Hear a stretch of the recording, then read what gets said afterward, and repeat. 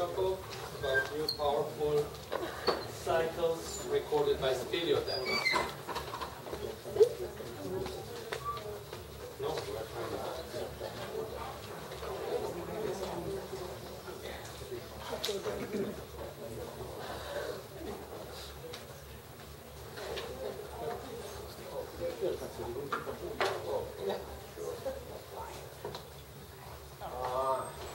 Ladies and gentlemen, today I'm going to speak regarding some very powerful paleoclimatic cycles, which intensity or power is almost the same as the orbital variations, so-called melancholic cycles. And first of all, let me to introduce to you some debatable problems regarding the stable carbon isotope variations in Speleothems. You know, carbon has two stable isotopes, carbon-12 and carbon-13. And in the literature on Speleothems, you will find many interpretations of the variation of the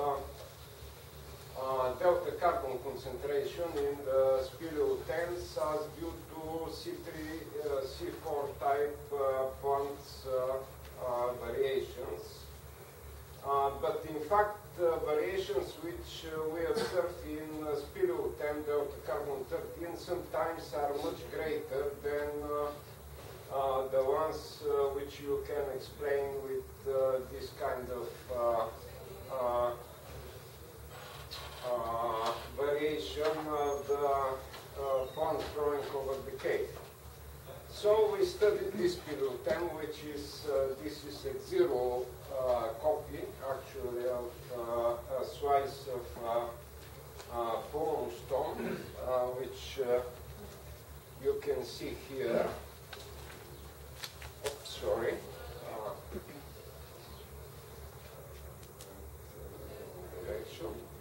Okay.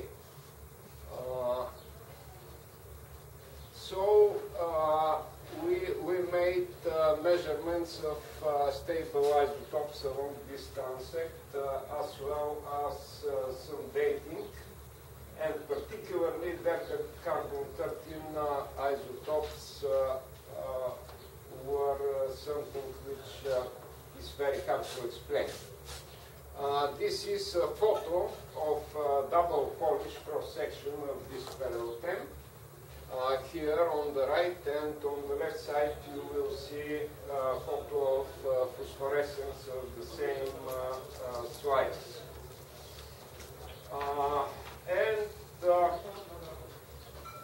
Generally the aim of this work is to study the possibility to use delta carbon 13 Speleothem records for determination of total freezing of the ground during glaciations, as well as to study the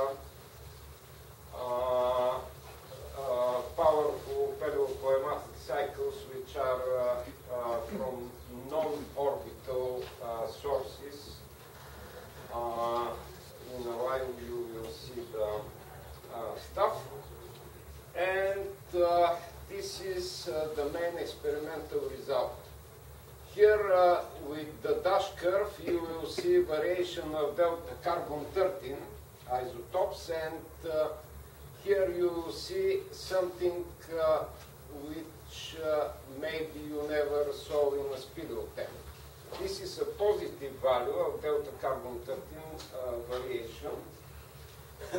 And the only way to explain this kind of concentration of delta carbon 13 in a Speleothem is if the entire amount of carbon came from the bedrock.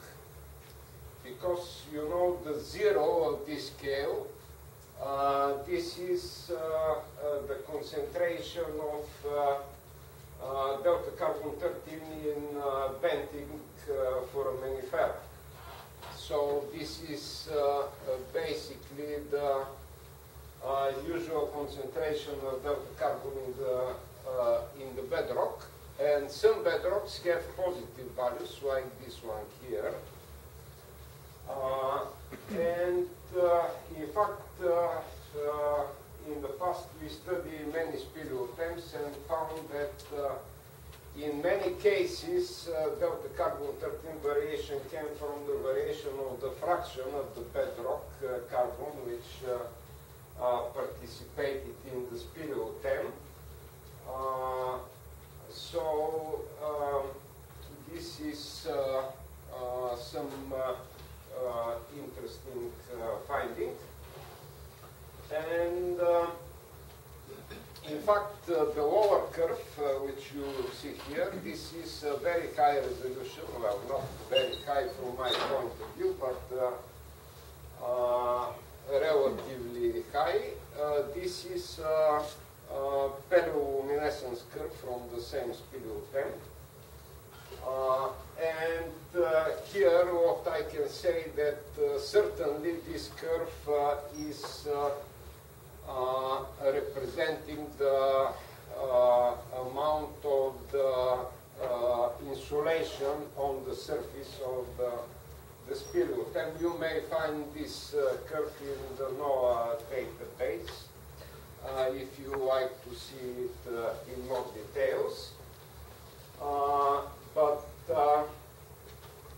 the reason why this is representing the insulation is that basically the surface of this cave is without forest, and the soil is heated directly by the sun, and during the summer you have 60 degrees of Celsius temperature of the soil, which is much higher than the temperature of the air around, of course. And this curve represents, in general, the amount of uric and humic acids along the growth axis of the speleothem. And all chemical reactions are exponentially proportional to the temperature. So higher is the temperature, higher is the speed of decomposition of the soil over the cave, and higher is the production of the humic acid, which is product of decomposition of the soil, and at the same time fulvic acid is produced directly by plants. In the past it was called root acid, and it dissolves the bedrock so the roots of the plants can penetrate deep in the rock, in the limestone rock or marble or whatever. So, in general,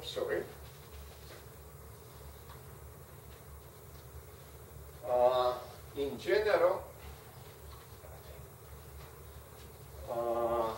this curve, which is delta oxygen concentration in this speleothem, in generally follows the shape of the solar insulation. So it should be related more or less to the air temperature, which should be proportional to this curve. And particularly in this period, we have a very deep minimum in the solar insulation here, very deep minimum in the temperature, but very high value of delta carbon 13. And the only way to interpret this is that the region was completely covered by a glacier. But the glacier was not thick enough, so some of the water from the base of the glacier melted and penetrated through the bedrock to continue to form speleothem without breaking of the growth, without chaos. Now again, the previous curve was measured from this slice. Actually, this is only the top of the slice, this Speleothem. It's extremely high quality. It's almost transparent. Whole stone, very slowly growing, and this is black and white photo of the intensity of phosphorescence of this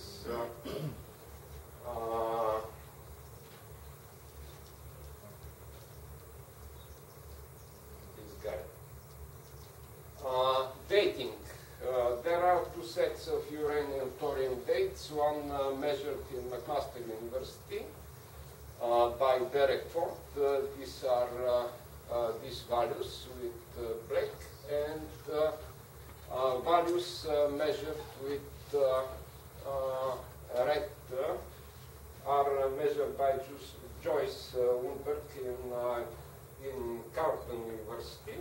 All dates are in perfect stratigraphic order, but unfortunately the position of this very deep minima, which we have here, is older than the limit of the dating. We have more dates, but they demonstrate infinite age. So at the moment it is not possible to determine the exact age of this glaciation over Mount Vituše in Bulgaria. Now, regarding the cycles, you know the problem of dating of any Speleothem is that it doesn't have constant growth rate. Growth rate usually is very highly variable, and in order to produce consistent time step of this record, we developed a very special dating procedure, which is generally inspired by Nick Shackleton's method of tuning of deep sea records to the orbital cycles. So, okay, I'm close to the end.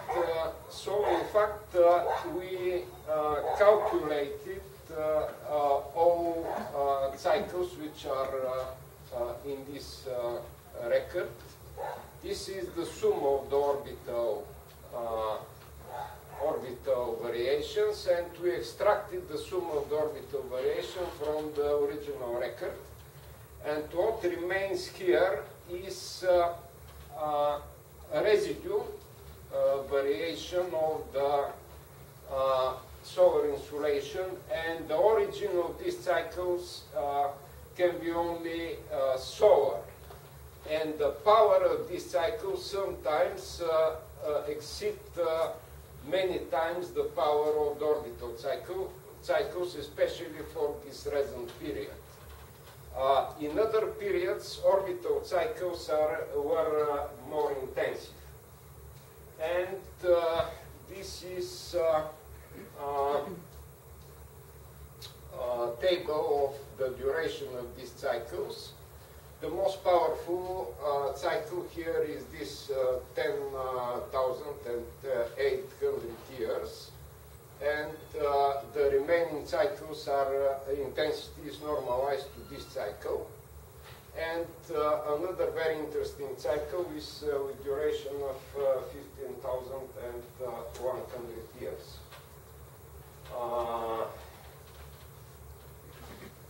Okay. Now, regarding the cave, this is Cave Duhote in Bulgaria, the map of the cave. And this is the ground terrain picture made by us with ortho photography with drones. And this is the map of the cave under the terrain.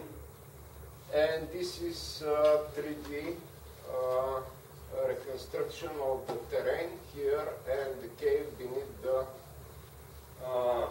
terrain.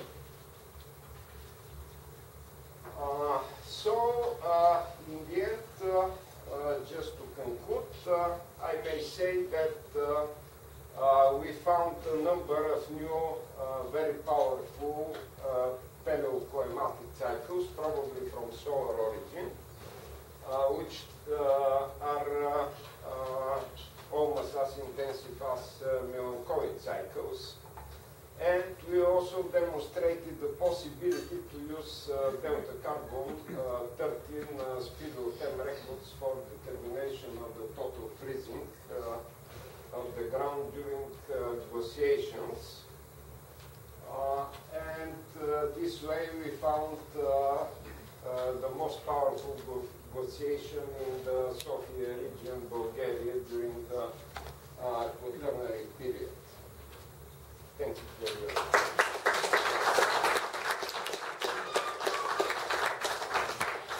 So, going to more questions.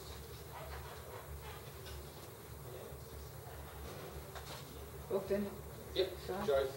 I was a little bit confused at the start when you said something about the rock temperature being so much higher than the air temperature. But then you immediately said that therefore humics decompose easily in the soil cover. But if it's got a soil cover, it can't be in the bare rock. No, it's not bare rock. The rock is covered by thin soil. Something like 20 centimeter soil, 10 to 20 centimeter soil.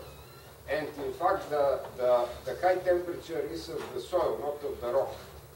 The soil absorbs very strongly infrared radiation, and in fact, the air of the Earth is not heated by the sun. It is heated by the reverse infrared radiation, which is emitted in the middle infrared region where water absorbs very powerfully infrared.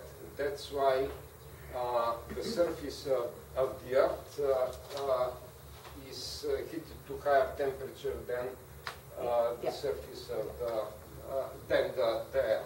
But the implication of that for other people's Delta 018 record, you're kind of saying if you have a record from a coolish, humid environment, it may well represent the regional temperature.